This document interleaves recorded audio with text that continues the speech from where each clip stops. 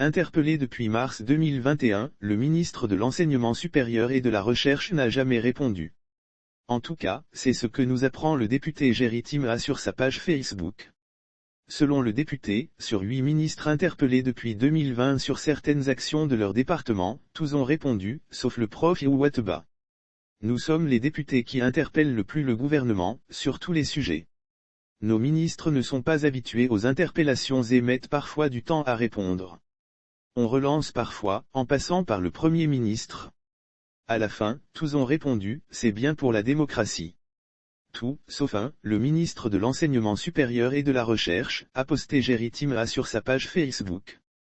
Selon le député, les questions adressées depuis le 25 mars 2021 au ministre portent entre autres sur le bilan des cours en ligne, comparativement aux cours en présentiel, la différence observée dans l'application de ces cours en ligne entre les deux universités, les dispositions prises pour faciliter l'accès à Internet aux étudiants, l'évaluation de l'application Moodle, utilisée pour les cours en ligne, l'état d'exécution du projet Un étudiant, un ordinateur, présenté par le ministre à l'Assemblée nationale et les explications sur les retards liés au paiement des bourses et aides.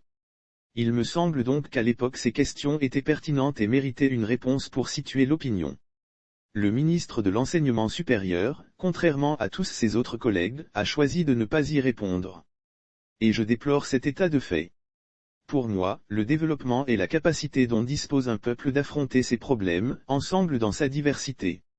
Les actions de solidarité comme les installations de lampadaires, la lutte du gouvernement contre la pauvreté, des processus électoraux équitables et le contrôle de l'action gouvernementale par le Parlement procèdent de la même dynamique, renforcer la résilience, améliorer la gouvernance et sortir de la pauvreté dans laquelle végète malheureusement près de la moitié de notre population.